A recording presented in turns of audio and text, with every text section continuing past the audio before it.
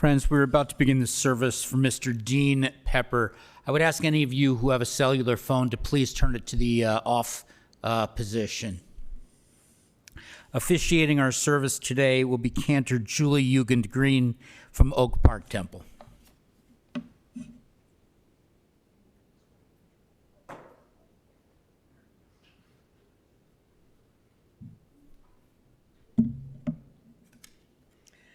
Bruchim Habayim, welcome everyone. I've been fortunate to be connected to the Pepper family for many years since my sweet sister Dana married Larry back in 1983. I had the pleasure of seeing Dean, Jean, and the whole Pepper Mishpacha over the years at family events and holidays, and it's an honor to be with you today as we share memories of Dean and celebrate his life. It is a fearful thing to love what death can touch. A fearful thing to love, hope, dream, to be and oh, to lose. A thing for fools this, and a holy thing to love. For your life has lived in me. Your laugh once lifted me. Your word was gift to me. To remember this brings a painful joy. It is a human thing, love, a holy thing, to love what death has touched. Together we remember Dean and join our hearts together to give comfort and strength to his family. Mourning is a time filled with many emotions and memories, both bitter and sweet.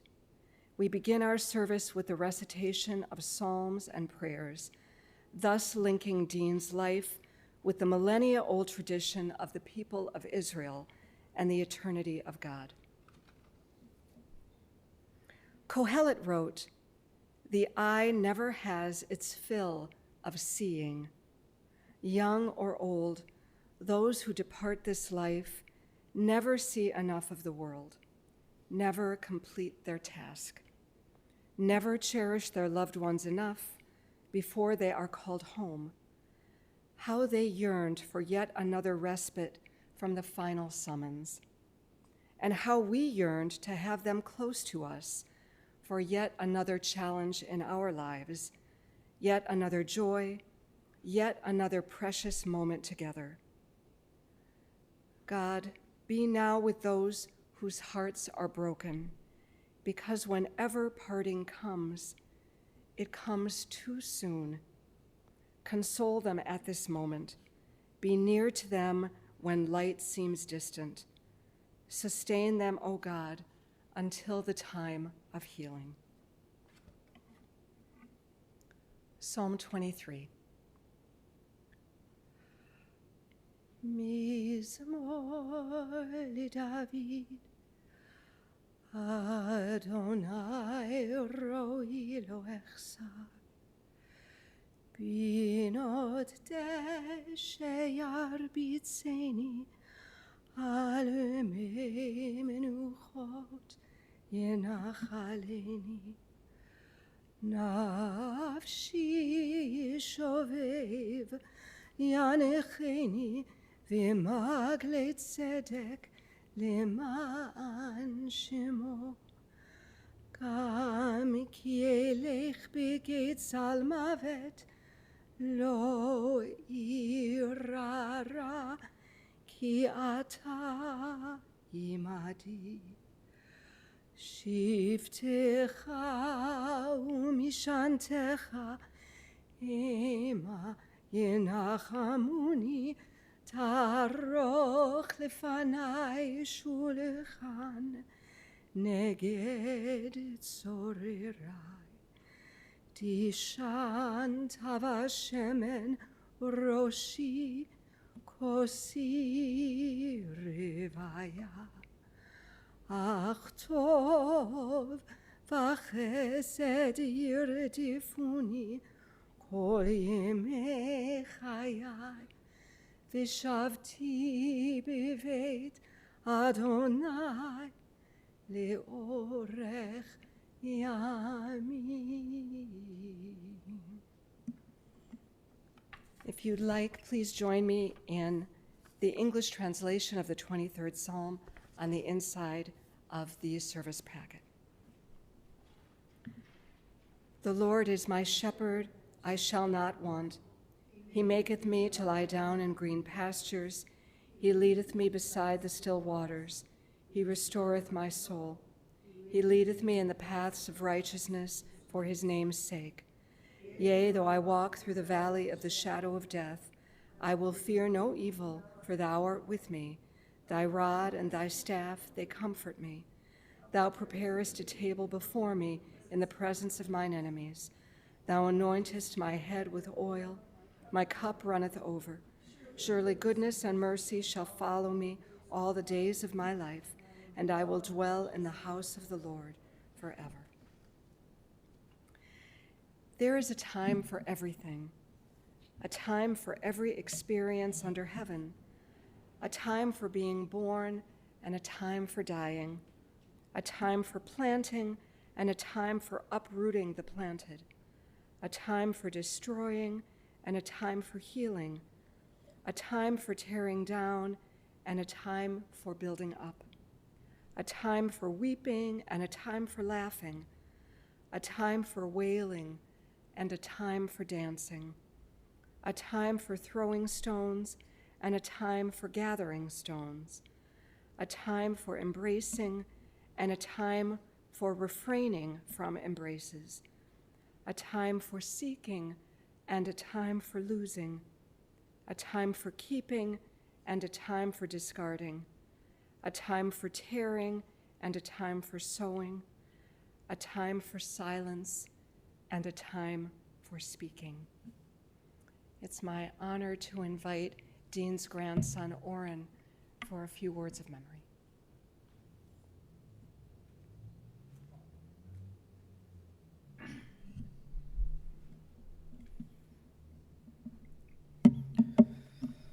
Thank you all for coming. Papa was always someone you wanted to stand close to. Something good would always come from being near him. A silly joke and clever observation, the trimmings of something yummy coming off of the barbecue, a cold glass of something strong, the feeling of love of having him put his hand on yours and giving you a smile. Most of my memories of Papa center around being a child. Countless hours playing with puzzles, groups of cousins standing around playing computer games, and so much time crawling around on the carpet having fun. Papa was, and Granny is, amazing grandparents to have. They not only provided games to play and the ever-present bowl of treats, but also played with us.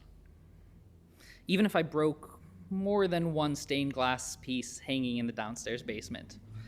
But hey, I had to defend myself from my bigger cousins. Papa and Granny always provided a safe place to explore and grow. It was probably one of the first times I remember drinking a little too much wine. Do you guys remember the Seder where Papa turned the story of the four sons into a wine tasting? We tried to decide which wine best represented each of the four sons. And that was obviously in addition to the already copious 4 glasses we were drinking that night.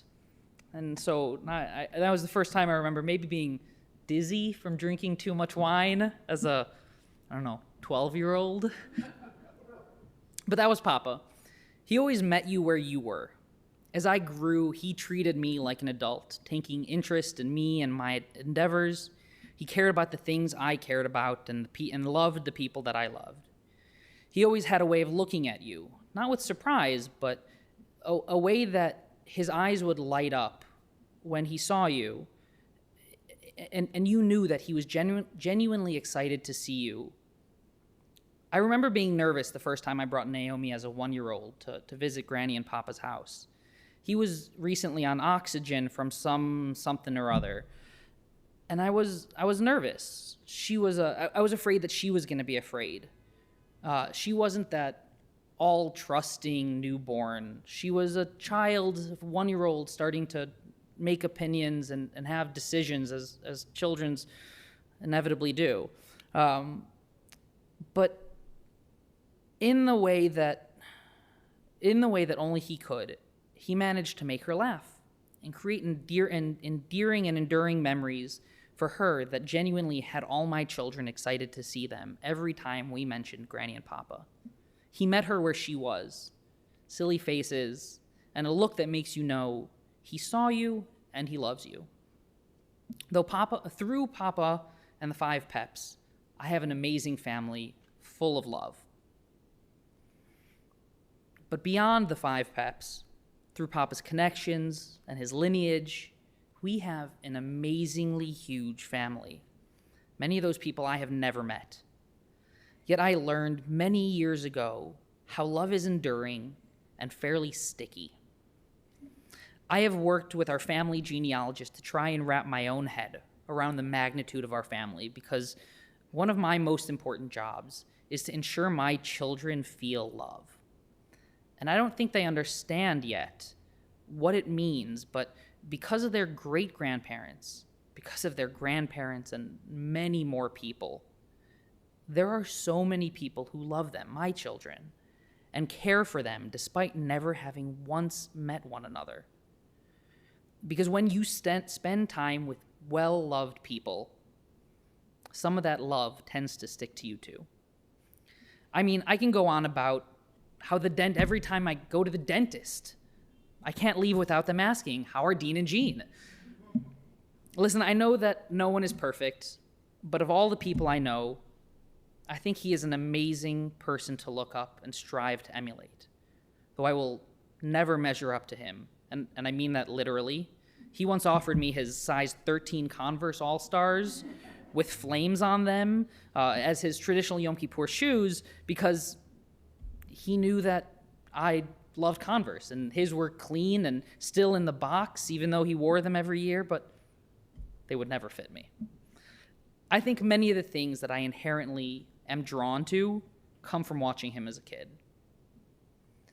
Watching him cook over a fire, whether in a kettle grill with the aroma of smoky wood chips or an open pit in the backyard.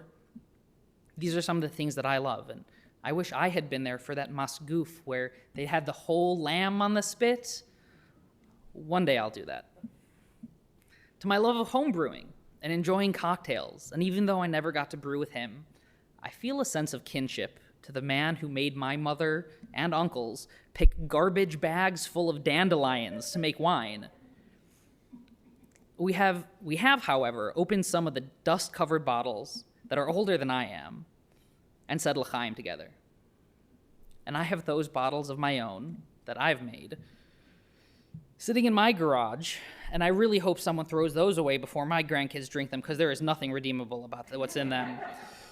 But having poked around in the basement, I have found the old grape press and the handwritten recipes, so Naomi, Judah, Shai, you've been warned, go get the garbage bags, we're going to go find some dandelions.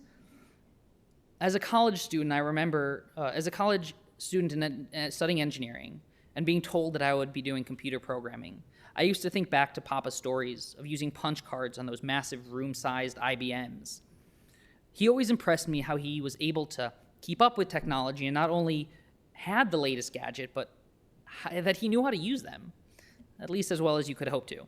And I can keep going, talk about how I love to take road trips, how I love national parks, and so much more I have in common with him. But I will leave it at this. I hope that I am as deserving of the love and care from my wife as half of the love and devotion that Granny showed Papa. I hope that one day my great-grandchildren will remember me the way my kids remember you, Papa. As long as I have your memories and share them with the people that I love, you will always be with us. Love you.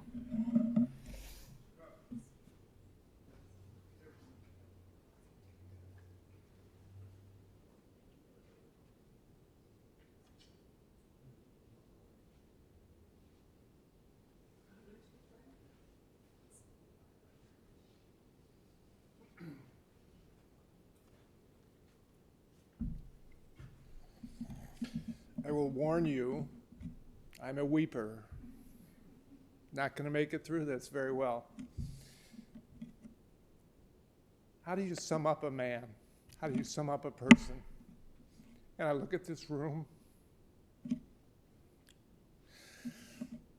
This is Dean.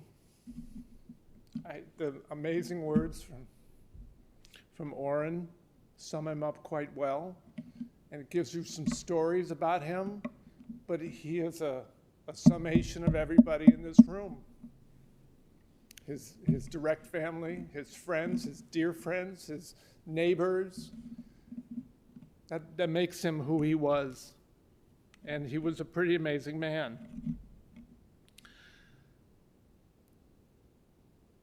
I'm going to take you on a little trip through my house, through my mom and my dad's house. And it really, I think, sums up more, again, of who he was.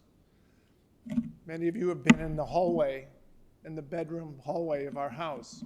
There is an amazing compilation of family photos, and he was a family person. He loved his family. He loved his children, his grandchildren, and his 6 great-grandchildren. Blows me away. And you look at those photos, and I watched my family today crowd into that hallway, and it gave me such nachas.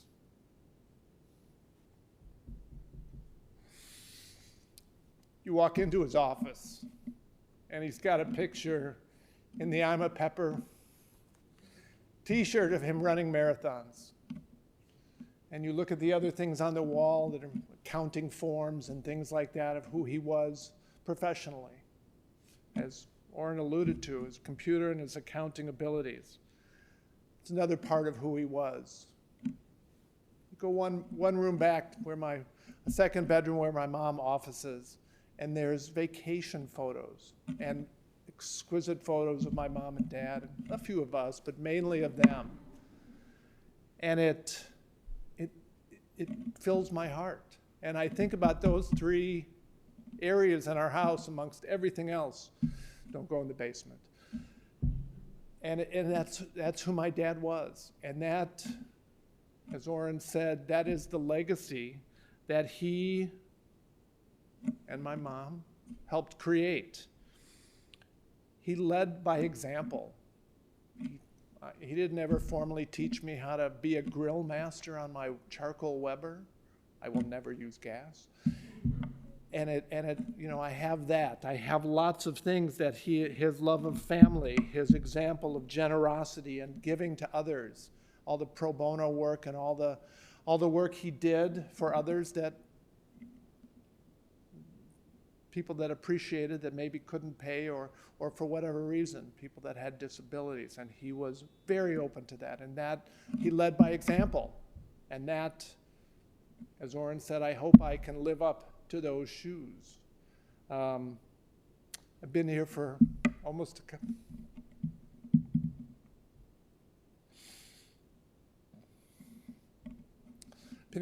couple weeks to help my dad. And most importantly, my mom. We went to the hospital, sat with him, held his hand, spoke with him when he could. And it was an amazing and horrible experience all wrapped into one, as I'm sure many of you have experienced.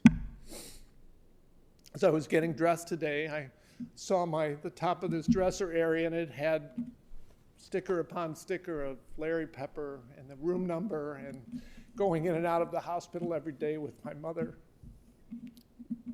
I was so honored to be able to help him and help my mother. Last couple days of his life, I put his running shoes on, and I put one of his watches on, and I put his green running shirt on. And so when I think about time and running and walking in his shoes, it gave me such comfort to do for him what he had done for all of us in one way or the other. And that will bring his memory, and because of all of those things, his memory will be an amazing blessing for all of us as long as we keep his memory alive. Thank you. I did it. I did it pretty good.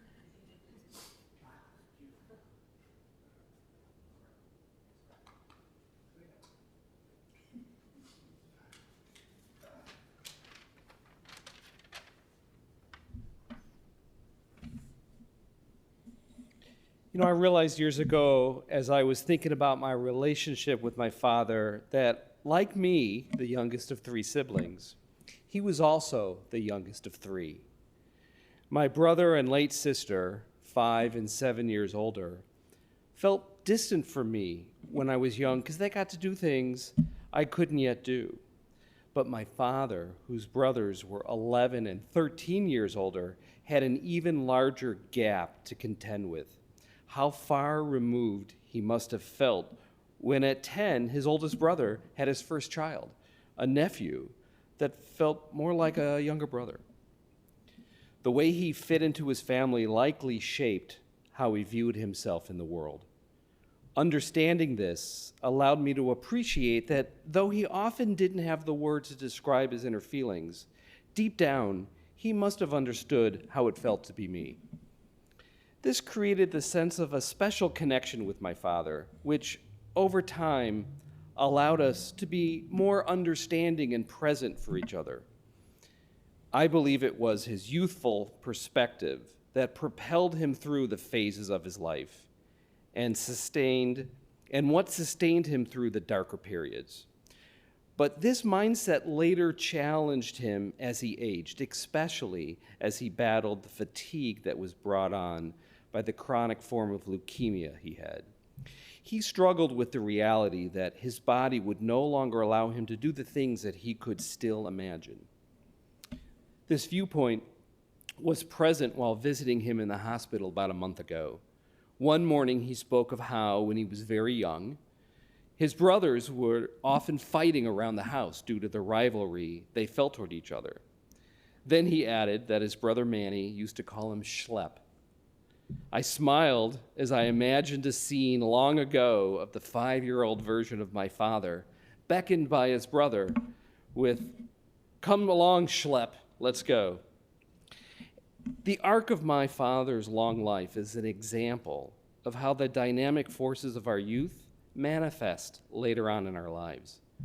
I believe that his youthful spark was present at the end of his life. It's his legacy gift that lives in me. I'm certain that his spark inspires his grandchildren and will sustain them for many years to come.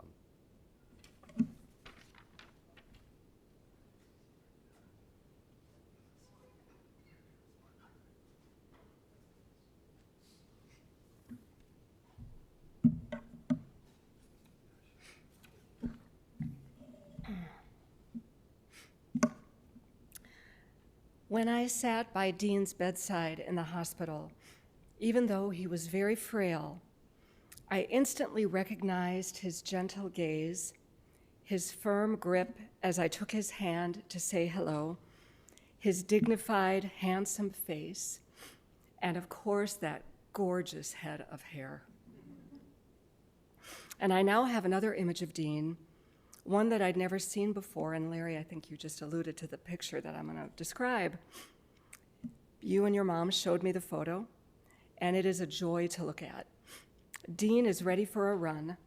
He's wearing red running shorts, an I'm a Pepper tank top, and a look on his face of sheer contentment. He's got an easy smile in the photo, a look that says, all's right with the world.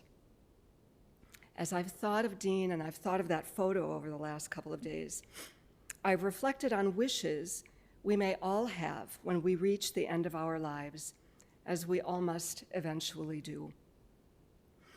First, we would wish that those we love, those close in family and friendship, should understand what we lived for, our values and intentions, what we meant by our life at our best, while at the same time seeing our faults and mistakes with understanding and compassion.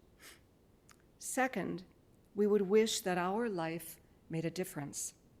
We wish that because of us, the world might be a bit better off, with some lessening of fear and pain, some increment of good in the human struggle for a better life, something enduring beyond the finality of physical death. Third, we would wish that those we love, whose lives are close to us, should not be confused or lost, unable to face the years ahead without our physical presence. We would wish them courage and faith to face the future with a sense of direction and concern for one another. For our life is tested in death by the way we prepared our loved ones to live without us, free and strong to make a life when we are no longer there physically beside them. I would venture to guess that Dean might have a few more wishes. I think he would wish for all of us to smile and laugh when speaking of him and remembering him.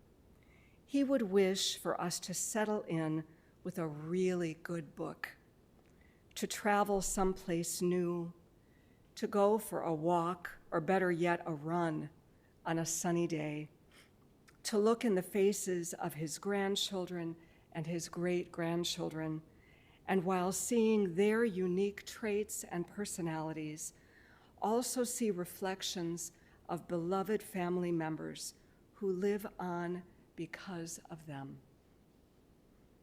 I believe what truly defined Dean was his ability to be in relationships. And in particular, I speak now of his connection with his beloved Jeanne. Jeanne, you shared a partnership, a marriage with Dean, 66 years, I'm gonna call it. Even without your knowledge, this relationship inspires and inspired those around you. Your great and beautiful relationship with Dean was evident to all who saw the two of you together, a relationship full to bursting with devotion, with family, with the shared experiences of crushing sadness and deep joy, with the bone-deep satisfaction in knowing that you have found the one in which your heart can reside. Over these last years, you cared for your beloved with love, respect, and dignity. He would have done the same for you. This is marriage. This is commitment. This is love. To Dean's kids, Karen and her husband, Shaul, Zichrona Livracha, may their memories be for a blessing. Larry and his wife, Dana. Brian and his wife, Michelle. Your dad loved you deeply. He cared for you. He prayed for the best for you. He wanted you to experience joy and contentment. Your dedication to him, the way you cared for him, looked after him, nursed him, and loved him was a wonder. You did everything you could to make sure he was comfortable and cared for. Although he was unable to express himself clearly these past days, I know he must have been so proud of you. May his memory always be a blessing to you. To Dean's grandchildren, Timur, Zichrono Livracha, may his memory be for a blessing. Oren and his wife, Ariel, Micah and his wife, Sammy, Sophie, Ari, Matt and his wife, Elise, Ben and his wife, Emily, and to Dean's great-grandchildren, Tavi, Gila, Leora, Naomi, Judah, and Shai. To all of you, your papa adored you. You were precious to him. Continue to ask for and to tell stories about him. Look at photos and share memories together. In this way, he will always be a beautiful presence in your lives. The poet W.S. Merlin composed a brief piece called Separation, and it goes like this. Your absence has gone through me like thread through a needle. Everything I do is stitched with its color. Everything those who love Dean will do will be stitched with the color of his absence, but also with the color of his life. The world is better for Dean having been in it. We are better off for having had him in our lives. May his memory always bring blessing, and may he rest in peace. Amen.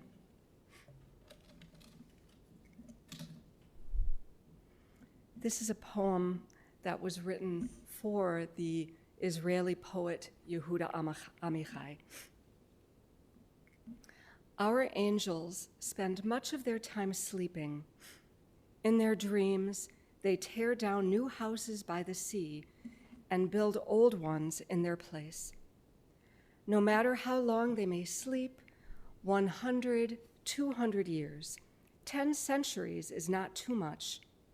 The first to wake up takes the torch that has been handed down, adds a drop of oil to the lamp, blesses the eternal light, and then recalls the name of every other angel. And one by one, as they are remembered, they wake up. For them, as for us, there is nothing more beautiful than memory. I can ask you now to please rise as we join together at El Malei Rachamim.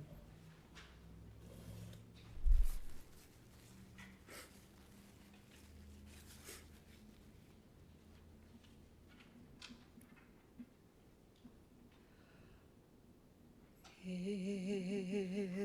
Malei Rachamim Shochen b'meromi Hametzeh menucha nechona Tachat kanefei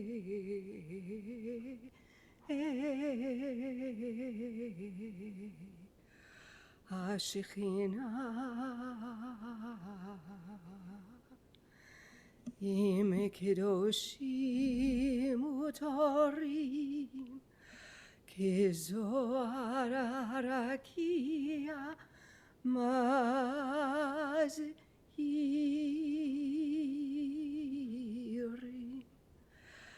Et nishmat Yitzchak David ben Friedel HaLevi Shalach li'olamo Ba'al harachamim Yastireu b'seter knafav Le'olamim Vitzuror achayim et nishmato Adonai hu nachalato V'yanuach b'shalom al mishkavo V'nomar Amen.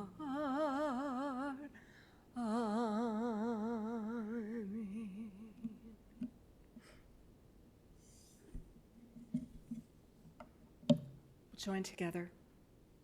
O God, full of compassion, thou who dwellest on high, grant perfect rest beneath the sheltering wings of thy presence among the holy and pure who shine as the brightness of the firmament unto the soul of Jeanne Pepper, who has gone unto eternity. Lord of mercy, bring him under the cover of thy wings, and let his soul be bound up in the bond of eternal life. Be God's possession, and may his repose be peace. Amen. Please be seated.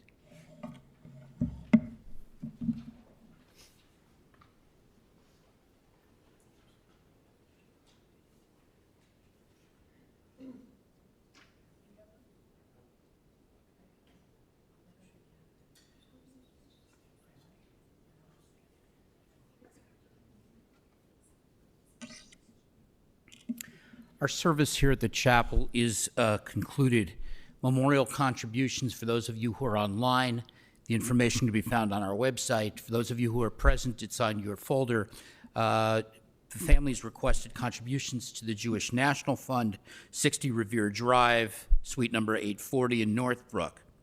The service will continue on Thursday at 2 p.m. at Mount Nebo Cemetery in Denver, Colorado. At this time, for those of you who are able, I would ask you to please rise as Mr. Pepper and the family is escorted from the chapel. Thank you.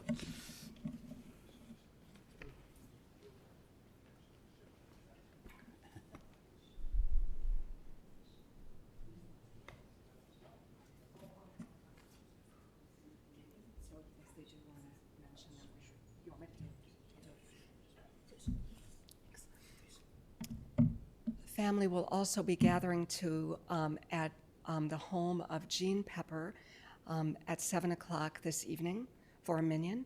And remind me of the address, 8356 Lawndale, 8356 Lawndale in Skokie.